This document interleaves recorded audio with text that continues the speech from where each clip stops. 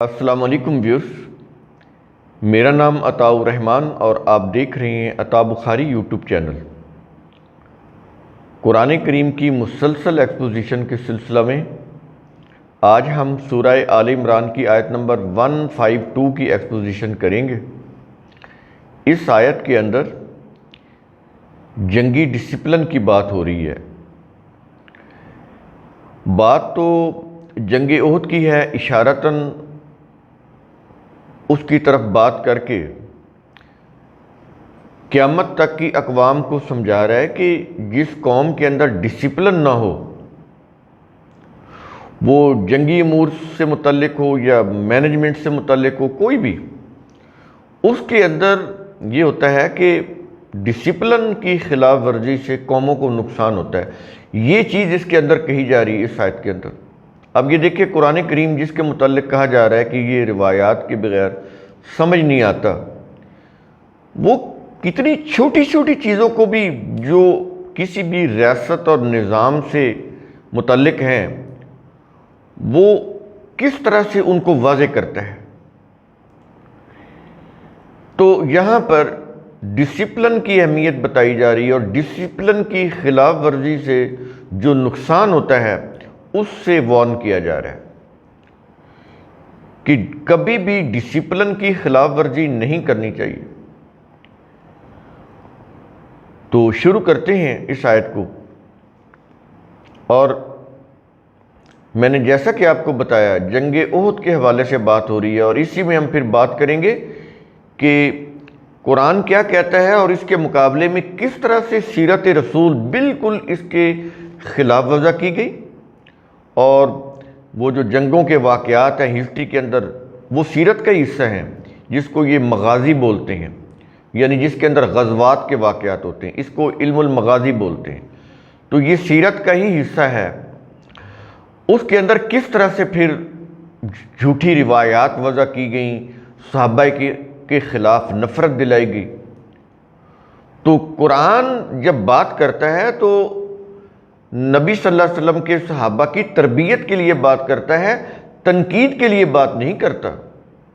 جیسے ایک باپ اپنے بیٹے کو تربیت کے نقطہ نظر سے بات کرتا ہے، ایک ٹیچر اپنے جو شاگرد ہوتے ہیں ان کی تربیت کے لیے ان کو بتاتا ہے، سمجھاتا ہے، وارن کرتا ہے، قرآن کریم کا یہ جو انداز ہے اسی طرح کا ہے۔ اللہ تعالیٰ جماعت صحابہ کی تربیت کر رہا ہے، ان کی تنقید نہیں کر رہا۔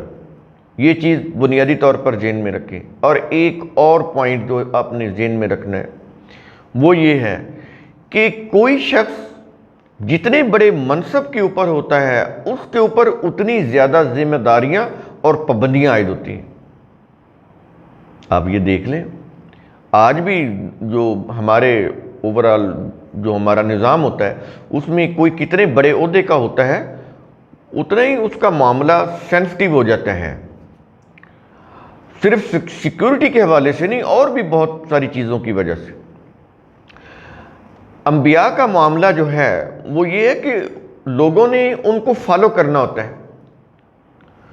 چونکہ لوگوں نے ان کو فالو کرنا تھا، اس لیے انبیاء کی جو سٹیٹس ہے وہ اس طرح سے رکھا گیا کہ اگر ان سے ذرا سی بھی کوئی، اول تو ہوئی نہیں، اگر ہو بھی گئی بحیثیت انسان کوئی کوتاہی، کوئی چیز، تو ان کو فوراً وارن کر دیا گیا، اور انہوں نے فوراً اس چیز کو چھوڑ دیا۔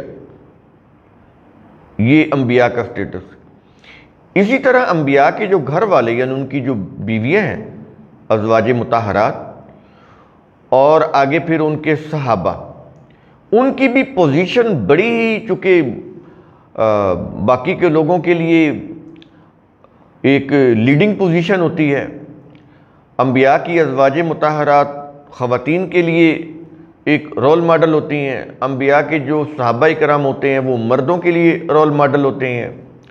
صحابہ کرام قرآن کا پریکٹیکل ماڈل تھے، اس لیے ان سے اگر کوئی تھوڑی بہت بھی کہیں کوئی کوتاہی لغزش ہوئی ہے تو فوراً وارن کیا گیا، تاکہ بعد کے لوگوں کے لیے کوئی جسٹیفیکیشن نہ بن جائے۔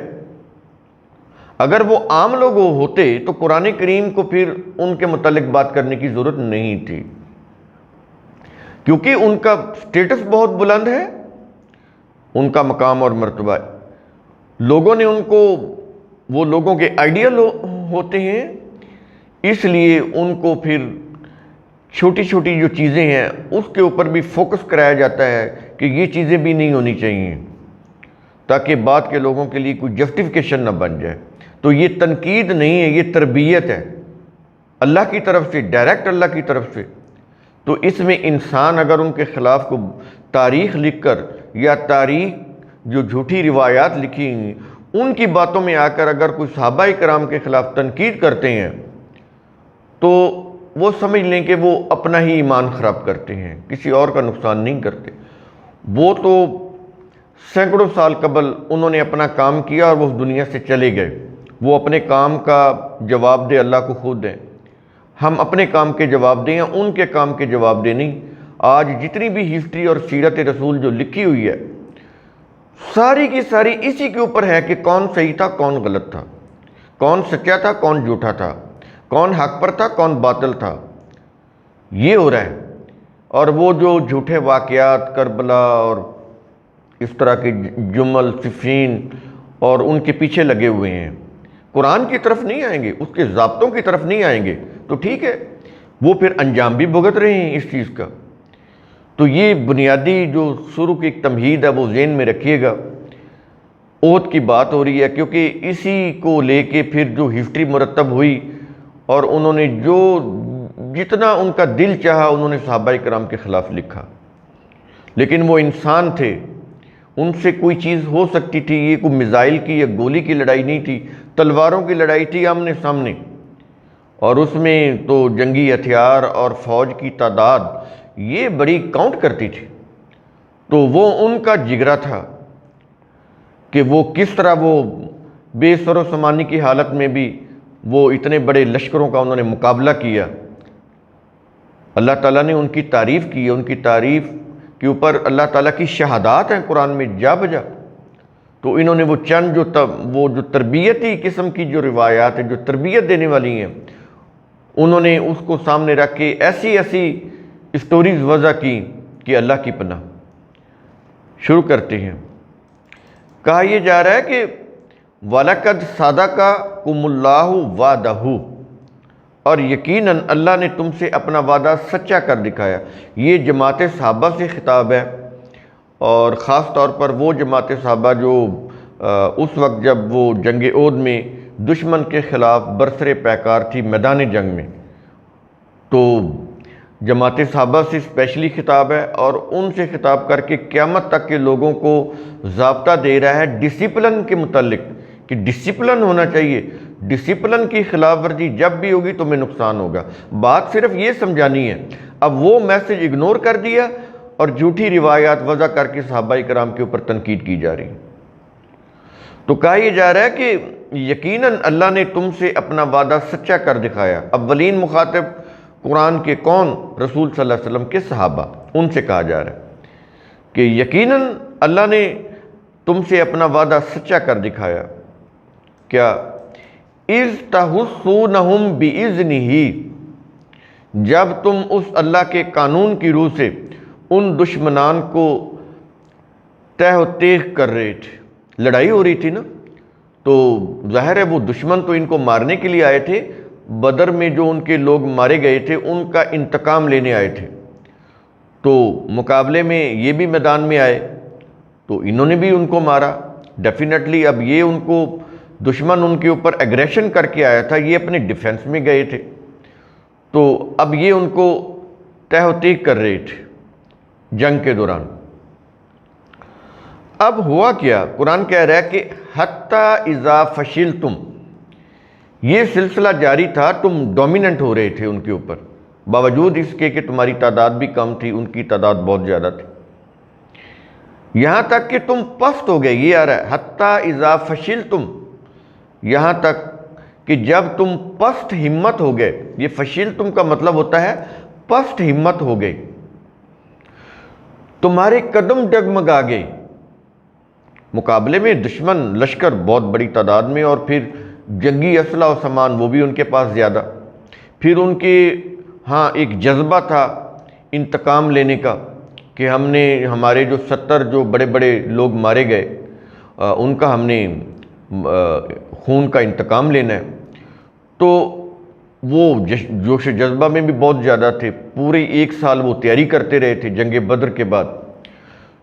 تو وہ کہتا ہے کہ تم ان کا مقابلہ کر رہے تھے، ان سے لڑ رہے تھے مقابلے میں، لیکن ہوا کیا کہ یہ اس وقت تک ہوا جب تک تم پست ہمت نہیں ہوئے۔ تو ٹھیک ہے، تم ان کی لڑائی کا صحیح ڈیفنس کر رہے تھے، دفاع کر رہے تھے، اپنے دفاع میں اچھا لڑ رہے تھے، تو اس کے بعد کیا ہوا کہ جب تم پست ہمت ہو گئے، تمہارے قدم ڈگمگا گئے، اور وہ ڈگمگائے کیوں؟ اب اس کی ریزن بتا رہے، ڈگمگائے اس لیے کہ بتا یہ رہا ہے کہ وَتَنَازَعْتُمْ فِي الْأَمْرِ،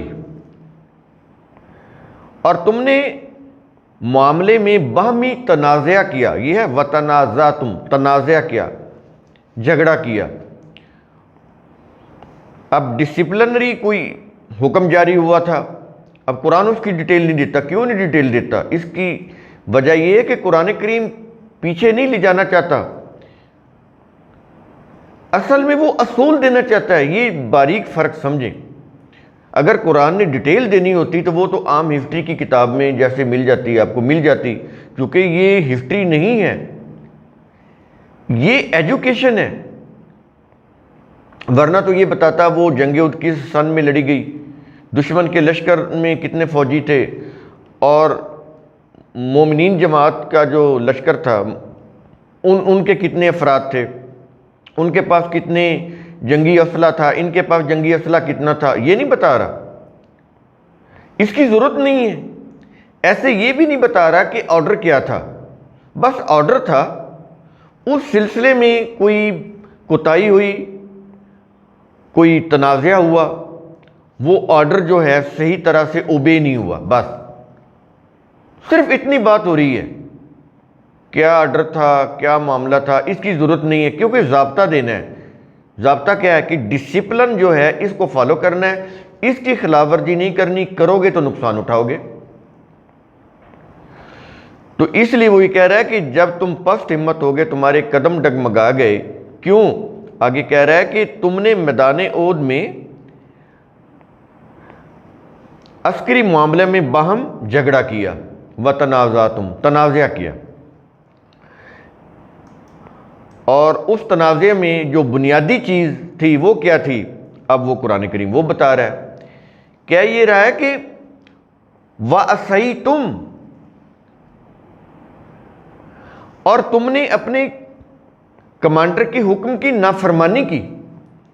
یہ اپنے کمانڈر کی حکم کی، یہ میں نے بریکٹ میں لکھا ہے تاکہ بات واضح ہو جائے کہ تم نے، ظاہر نبی کریم صلی اللہ علیہ وسلم اس وقت کمانڈر تھے نا، چیف کمانڈر، ان کے سپہ سالار رسول صلی اللہ علیہ وسلم میدان جنگ میں ان کو لڑا رہے تھے، تو کہہ یہ رہا ہے کہ وَأَسَيْتُمْ، کہ تم نے نافرمانی کی، ڈسپلن کی خلاف ورزی کی۔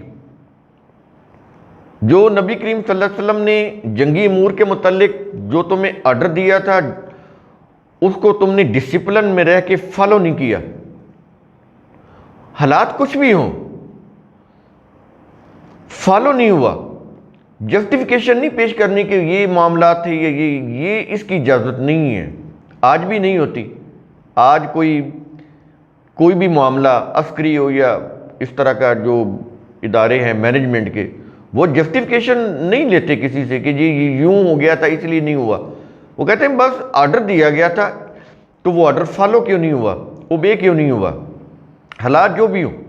قرآن کریم یہاں یہی بات کہہ رہا ہے کہ ٹھیک ہے واٹس ایور کہ ان کی تعداد زیادہ تھی، ان کے پاس جنگی اسلحہ سامان وہ زیادہ تھا، ان کے پاس جانور زیادہ تھے، وہ 1 سال تیاری کرتے رہے اس جنگ کی، تمہیں تو اچانک پتہ چلا اور تم اپنے دفاع میں آ گئے۔ کہتا ہے جو بھی معاملات ہیں، لیکن ڈسپلن کی خلاف ورزی تو نہیں ہونی چاہیے تھی۔ دیکھ رہے ہیں قرآن کریم کا کیا انداز ہے تربیت دینے کا، تعلیم دینے کا۔ اس سے پتہ چلا یہ انفارمیشن کی کتاب نہیں ہے، یہ ایجوکیشن کی کتاب ہے۔ انفارمیشن سے آپ کی کردار سازی نہیں ہوتی، کریکٹر بلڈنگ نہیں ہوتی، ایجوکیشن سے کریکٹر بلڈنگ ہوتی ہے۔ تو وہ ہسٹوریکل ایونٹ کا اتنا ہی واقعہ یا کڑی بیان کرتا ہے جو ایک اصول کو سمجھانے کے لیے ہوتی ہے۔ جب تک آپ قرآن کا یہ انداز اسلوب نہیں سمجھیں گے، آپ کو کچھ سمجھ نہیں آئے گی قرآن کی۔ یہ ہے اس کا انداز اسلوب کہ تاریخی کڑیاں پوری کی پوری بیان نہیں کرتا، تاریخ کی صرف اتنی کڑی کو بیان کرتا ہے جتنی اصول ضابطہ سمجھنے کے لیے ضروری ہوتی ہے، کیونکہ اس کا مقصد تمہیں پیچھے لے جانا نہیں ہے، آگے بڑھانا ہے۔ اس کے برخلاف ہسٹری آپ کو پیچھے لے جاتی ہے، فلاں سچا تھا، فلاں جھوٹا تھا، فلاں جنگ ہوئی تھی، کون حق پر تھا، کون باطل پر تھا، پھر اس کے اوپر بحث مناظرے، اور اس کا فیصلہ یہ 1400 سال ہو گیا ابھی تک نہیں ہوا۔ 1000 سال سے تو یہ ہسٹری چلی آ رہی ہے، 1000 سال ہو گیا ابھی تک ان کو یہی نہیں پتہ چلا کون صحیح ہے کون غلط ہے۔ ابھی تک یہ اسی بحث میں پڑے ہوئے ہیں کہ صحیح کیا اور غلط کیا ہے۔ کتنے مذہبی معاملات ہیں، کوئی فیصلہ ہوا ہے آج تک؟ جب بھی آپ کتاب اللہ سے ہٹیں گے اسی طرح آپ ضلال مبین میں جا گریں گے۔ تو کہہ رہا ہے کہ تم نے اپنے کمانڈر کی نافرمانی کی، ڈسپلن کی خلاف ورزی کی، یہ اس کا مطلب۔ اور کب کی؟ کہہ رہا ہے کہ من بعد ما اراکم ما تحبون، اس کے بعد کہ اس نے تمہیں وہ دکھلا دیا جسے تم پسند کرتے تھے۔ اب یہاں پر غلطی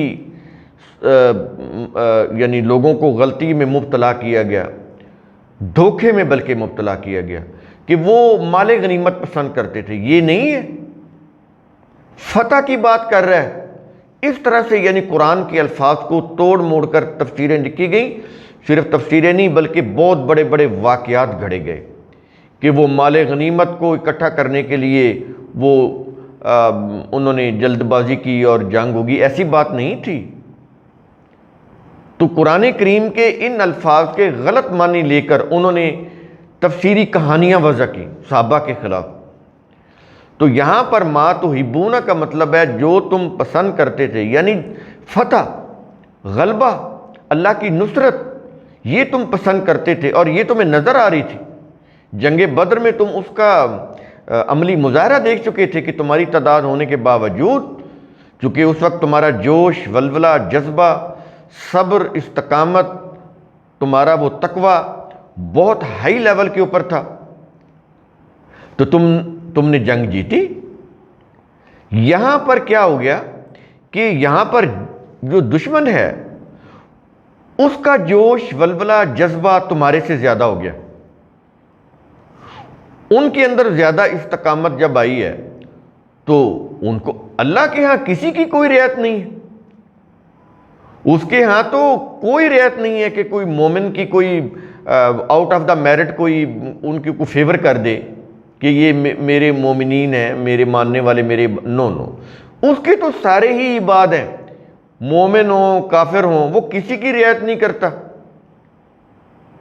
دیکھ رہے ہیں یہ چیز؟ تو یہ کہہ رہا ہے کہ اس کے بعد کہ اس نے یعنی اللہ نے تمہیں دکھلا دیا وہ جسے تم پسند کرتے تھے، یعنی بدر میں تمہیں فتح دی نا، تمہیں ہوئی نا فتح، کیوں ہوئی؟ کہ صبر اور تقوی اس میں تم بڑے ہوئے تھے، ان سے، دشمن سے۔ تمہارا جنگی ولولہ، جوش، جذبہ ہائی لیول پہ تھا اور تم جیت گئے۔ اسٹیڈ فاسٹ تھے تم، استقامت تھی تمہارے اندر، صبر کے ساتھ مصیبت کو برداشت کیا تم نے، تو تمہیں فتح مل گئی۔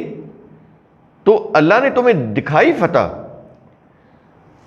اور اسے تم پسند بھی کرتے تھے۔ اس کے باوجود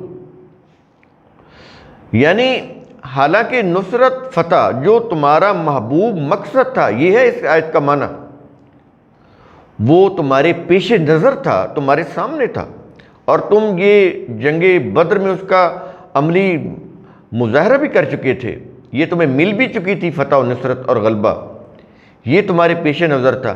اس کے باوجود کیوں تمہیں ناکامی ہوئی؟ کہتا ہے یہ سوچو، کیوں ناکامی ہوئی؟ اس آیت کے اندر یہ چیز کہی جا رہی، ما تحبون، کیوں تمہیں ناکامی ہوئی؟ آگے پھر اب تربیت کا سلسلہ شروع ہو رہا ہے، بتا رہا ہے کہ کیوں ناکامی ہوئی۔ بتا یہ رہا ہے کہ منکم من یرید الدنیا، تم میں سے بعض وہ ہیں جو دنیا کے فوری مفاد کا ارادہ رکھتے تھے۔ اب یہ دنیا کا مفاد کو بری چیز نہیں ہے، روٹی کھانا بھی تو دنیا کا مفاد ہے نا، یہ کوئی بری چیز تو نہیں ہے، لیکن ہر چیز کی پریارٹی ہوتی ہے۔ آپ کوئی بھی کام کرتے ہیں تو اس کے اندر آپ پریارٹی کو لے کر آتے ہیں۔ فار ایگزامپل، ایک آدمی کے پاس 100 روپے ہے، اس کو بہت شدید بھوک لگی ہے، وہ روٹی کھائے گا یا کوئی ٹافی چنگم کھائے گا؟ حالانکہ وہ پھل کھانا یا ٹافی کھانا یا کوئی ڈرنکس لینا یہ کوئی بری چیز نہیں ہے، سافٹ ڈرنک، لیکن وہ اس کے پاس جو اس وقت جو ترجیح ہو سکتی ہے بھوک لگنے کی حالت میں، وہ روٹی ہے، پہلے تو وہ کھائے گا نا، کھانا کھائے گا، بعد میں کوئی پیسے بچیں گے تو وہ کرے گا۔ ہر چیز کی ہر وقت ایک ترجیح ہوتی ہے، پریفرنس ہوتی ہے، پریارٹی ہوتی ہے۔ تو یہ جنگی موقع تھا، یہاں پر تو سارا کا سارا فوکس دشمن کی طرف ہونا چاہیے تھا، بصیرت کے ساتھ، اس میں کوئی جسٹیفیکیشن نہیں ہے۔ تو کہہ رہا ہے کہ تمہیں ناکامی کیوں ہوئی؟ اس لیے کہ تم میں سے بعض وہ ہیں جو دنیا کا مفاد چاہتے تھے۔ یہ دنیا کا مفاد ہوتا ہے فوری مفاد، جو فوراً مل جاتا ہے۔ اس کو قرآن کنڈم نہیں کر رہا، یہ برا نہیں ہے، لیکن ہر چیز کا ایک وقت ہوتا ہے۔ جنگ کے وقت یہ چیز نہیں ہونی چاہیے تھی۔ جنگ کے وقت پریارٹی دشمن کا مقابلہ کرنے پہ ہونی چاہیے تھی، سارا فوکس اس کی چال کو سمجھنا۔ اگر وہ میدان چھوڑ کر چلے بھی گئے تھے تو تمہیں سوچنا چاہیے تھا کہ واقعی ہمیں فتح ہو گئی ہے، دشمن واقعی بھاگ گیا ہے شکست کھا کر۔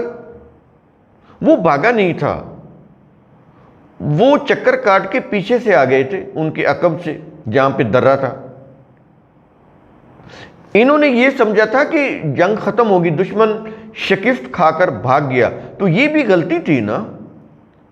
غلطی یہ تھی کہ انہوں نے سوچا ہی نہیں۔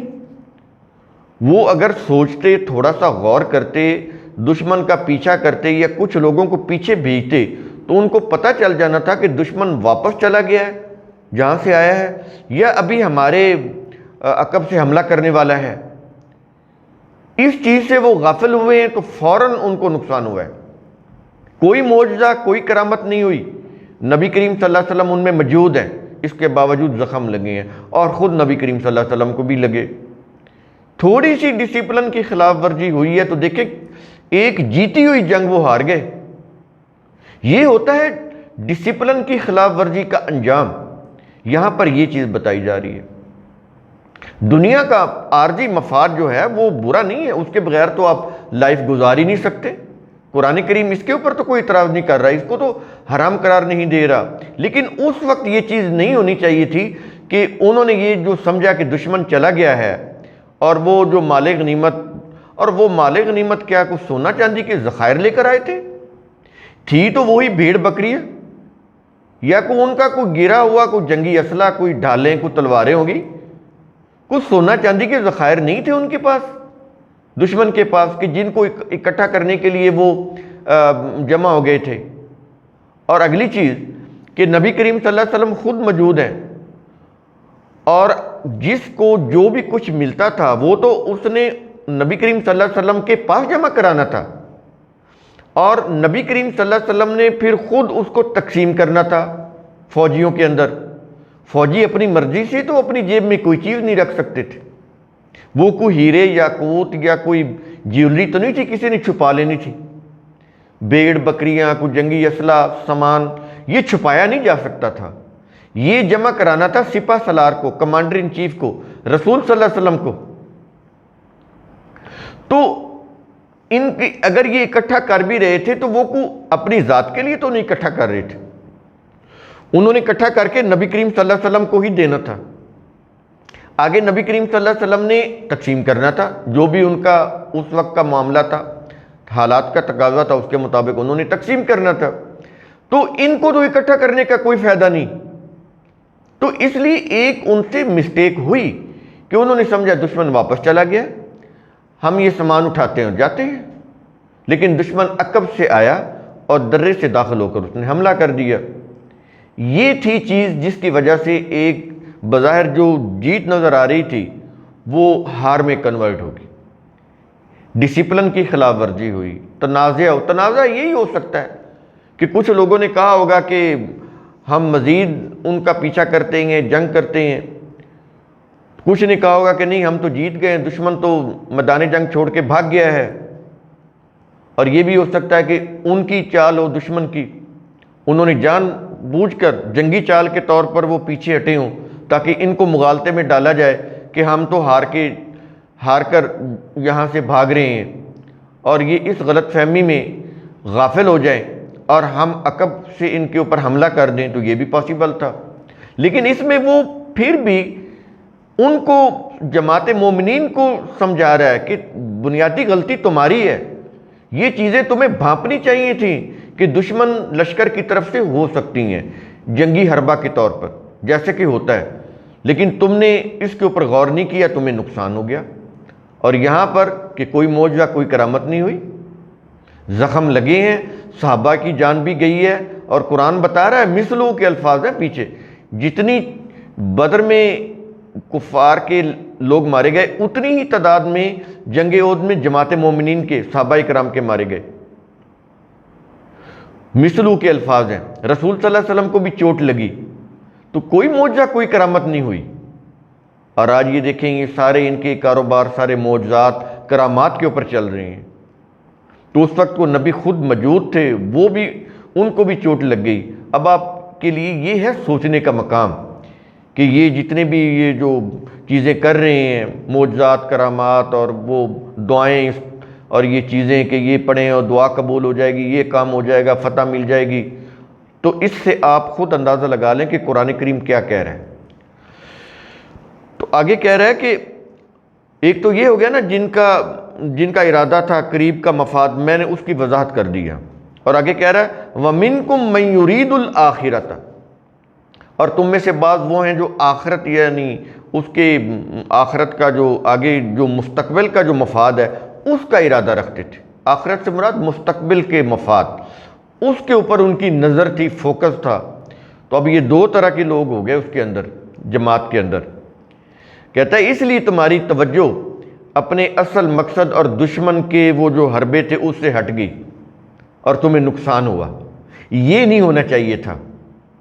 اس سے قرآن کریم وارن کر رہا ہے، تنقید نہیں کر رہا، تاکہ آئندہ تم سے اس طرح کی کوئی غلطی نہ ہو، بدنظمی نہ ہو، ڈسپلن کی خلاف ورزی نہ ہو۔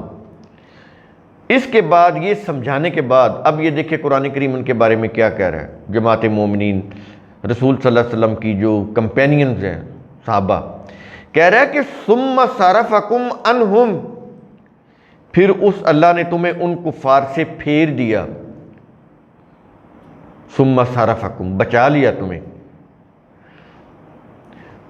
اس کا مطلب ہوا کہ تم اپنی غلطی کا احساس کر کے سنبھل گئے اور اپنے مقام پر واپس آ گئے، یہ ہے اس کا معنی۔ اب جو بتا رہا ہے، جو دیکھ رہا ہے، جو خدا جو یہ چیزیں سمجھا رہا ہے، اب وہ جماعت صحابہ کے متعلق کیا کہہ رہا ہے؟ ثم صرفکم عنہم، کہ تم اپنی غلطی کا احساس کر کے سنبھل گئے اور اپنے مقام پر واپس آ گئے، اس لیے اللہ نے تمہیں کفار سے پھیر دیا، تمہیں بچا لیا۔ اور اس کا مقصد کیا ہے آگے پھر وہ بھی بتا رہے، لِيَبْتَلِيَكُمْ، تاکہ وہ اللہ کا قانون مکافات تمہیں آزمائے، اللہ کا قانون مکافات تمہیں آزمائے کہ یہ جو تم سے غلطی سرزد ہوئی، آئندہ تم اس کو اوائڈ کرتے ہو کہ نہیں کرتے ہو؟ جو تم سے بدنظمی ہوئی ہے، تم نے آئندہ کے لیے اس کے اوپر قابو پا لیا ہے کہ نہیں پا لیا؟ تم نے استعداد حاصل کر لی ہے کہ نہیں کر لی؟ تم ڈسپلن کے پابند اپنے آپ کو بنا چکے ہو کہ نہیں بنا چکے ہو؟ کہتا ہے یہ تو تمہارا پھر ٹیسٹ ہوگا، اور وہ ٹیسٹ کہتا ہے تم نے خود ہی کرنا ہے۔ یہ تو قرآن کا انداز اسلوب ہے تاکہ اللہ کا قانون مکافات اس کو آزمائے، یعنی تم خود کو ٹیسٹ کرو، تمہیں پتہ چلے کہ تم نے پیچھے جو کوتاہی کی یا ڈسپلن کی خلاف ورزی کی، آئندہ کے لیے تم نے اس کے اوپر کتنا اوورکم کر لیا ہے، کتنا اپنے آپ کو ڈسپلن کا پابند بنا لیا ہے، کتنی اپنی استعداد اور کیپیبلٹی میں اضافہ کر لیا ہے، یہ کہہ رہا ہے۔ یہ کہنے کے بعد اب دیکھیں قرآن کریم اب آیت کے اختتام پر آ رہا ہے، تو پھر کیا کہہ رہا ہے جماعت صحابہ کے متعلق؟ کہہ رہا ہے کہ اب تربیت ہوگی، ان کو ضابطے سمجھا دیے، اور ان کی روح سے قیامت تک انسانوں کو بھی سمجھا دیے۔ اب کیا کہہ رہا ہے؟ کہہ رہا ہے وَلَقَدْ عَفَا عَنْكُمْ، اور یقیناً اس اللہ نے تمہیں معاف کر دیا۔ یہ تم سے لغزش ہوئی، کوئی جان بوجھ کے تم نے نہیں کی تھی، غلطی ہو گئی، تم سے تنازعہ ہو گیا، سمجھنے میں تم غلطی کر بیٹھے، حالات کو بھانپ نہیں سکے، اور ڈسپلن کی خلاف ورزی تم کر بیٹھے، اس سے تمہیں نقصان ہوا، تم پشیمان ہو اس کے اوپر، اور تمہارا ارادہ ہے کہ نیکسٹ ایسی غلطی نہیں کریں گے۔ تو کہہ یہ رہا ہے کہ اس لیے اللہ نے تمہیں معاف کر دیا، وَلَقَدْ عَفَا عَنْكُمْ۔ اب یہ دیکھیں اللہ نے معاف کر دیا، لیکن پرشین ہسٹورین اور سیرت نگاروں نے صحابہ کو معاف نہیں کیا۔ اٹھائیں کوئی بھی سیرت کی کتاب، آج یہ کہا جا رہا ہے کہ سیرت رسول پڑھانی چاہیے، ان کو پتہ ہی نہیں ہے کہ یہ سیرت رسول نبی کریم صلی اللہ علیہ وسلم کی کس قدر کردار کشی کر رہی ہے۔ آج اسی سیرت رسول کی وجہ سے نبی کریم صلی اللہ علیہ وسلم کے خاکے بن رہے ہیں دنیا کے اندر، گستاخانہ مواد چھپ رہا ہے، اور یہ اسی سیرت کو لے کے بیٹھے ہیں کہ سکول، کالج، یونیورسٹی میں پڑھائی جائے۔ جب انسانوں کی عقل سلب ہو جائے تو پھر ان سے اس سے بڑی حماقت کی آپ کیا توقع کریں گے؟ جس چیز سے ان کو نقصان ہو رہا ہے وہی چیز پڑھا رہے ہیں، وہی سیرت رسول جو مجوسی مورخین کی لکھی ہوئی ہے، پرشین ہسٹورین، پرشین سیرت نگار، پرشین مفسرین، پرشین محدثین، ساری لے رہے کہ ہم وہ پڑھائیں جی، سیرت رسول پڑھائیں سیرت رسول، اور بنوائیں نبی کریم صلی اللہ علیہ وسلم کے گستاخانہ خاکے، اور پھر ان کو الزام دیتے ہو۔ تمہارے اپنے لٹریچر میں یہ ساری چیزیں لکھی ہوئی ہیں، ابھی تو ایک روایت کے اوپر خاکے بنائے انہوں نے، 6 سال کی بچی سے نکاح اور 9 سال کی اس بچی سے رخصتی، اور اس وقت ان کی عمر نبی کریم صلی اللہ علیہ وسلم کی 55 سال، بچی کی یہ عمر، تو وہ خاکے نہیں بنائیں گے تو اور کیا کریں گے؟ یہ سیرت رسول پڑھائیں آپ، بھوکتے۔ تو کہہ رہا ہے کہ یہ سمجھ لیں آپ کہ یہ جو جنگ جمل، جنگ صفین اور کربلا، ان کے وضع کرنے کا، گھڑنے کا، تراشنے کا مقصد کیا تھا؟ صحابہ کرام کے اوپر تنقید کرنا، گالی گلوچ کرنا، اور اسی کے لیے پھر یہ سارا کچھ ہو رہا ہے، رونا پیٹنا، مجالس محرم کی، یہ سب کچھ، تاکہ ایک جواز پیدا کیا جائے، لوگوں کے اندر ایک ماحول پیدا کیا جائے کہ صحابہ کے خلاف ہوں۔ اور یزید کو بھی اسی لیے برائی کا پہاڑ بنایا گیا، کیونکہ یزید کی بیعت کی صحابہ کرام نے، اس کو امیر المومنین بنایا، 64,65,000 مربع میل کی عظیم ترین سلطنت اسلامیہ کا۔ تو اب یزید کو جتنا برا بنائیں گے اتنے ہی صحابہ کرام کے اوپر تنقید کرنے کا ان کو جواز میسر ہوگا۔ تو یہ ہے آپ کی تاریخ، جس کو یہ تاریخ اسلام بولتے ہیں، یہ تاریخ اسلام نہیں ہے، یہ چیز سمجھ لیں۔ اسی لیے میں نے عظمت رفتہ لکھی تاکہ یہ لوگوں کی کنفیوژن دور ہو، وہ پڑھیں گے تو پھر آپ کو سمجھ آئے گی کہ یہ جو تاریخ جو لوگوں کے اندر رواج دی گئی، اس کے جو اثرات ہیں کتنے تباہ کن ہیں، اور اسی تاریخ کے اندر جو چیزیں صحیح ہیں کوئی بیان کرنے کے لیے تیار نہیں. وہ جو دوسرا رخ ہے وہ عظمت رفتہ کے اندر ہم نے بیان کیا ہے. تو یہاں پر یہ کہہ رہا ہے کہ یقیناً اس اللہ نے تمہیں معاف کر دیا، لیکن پرشین ہسٹورین مورخین نے ان کو معاف نہیں کیا.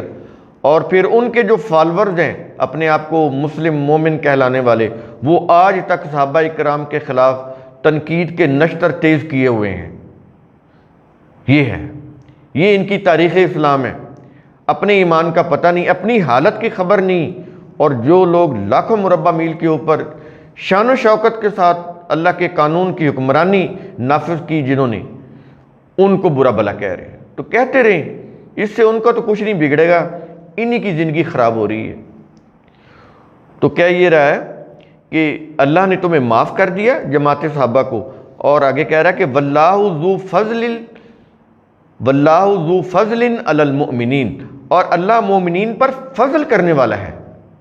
جماعت صحابہ کو معاف کیا اور کہا کہ اللہ مومنین پر فضل کرنے والا ہے. ان کو مومنین بھی کہا، ان کے اوپر اپنے فضل کی بارش بھی کی. یہ ہے اللہ کا، یہ قرآن ہے اور وہ ہسٹری ہے. اس کا آپ نے خود کمپیریزن کرنا ہے، خود دیکھنا ہے کہ آپ کس طرف جاتے ہیں، قرآن کی طرف جاتے ہیں یا ہسٹری کی طرف جاتے ہیں. یہ فیصلہ آپ نے کرنا ہے. تو قرآن کریم کا اصول ثم تتفکروا، اس کی روح سے آپ خود بھی سوچا کریں، سمجھا کریں، غور و فکر کیا کریں. شکریہ.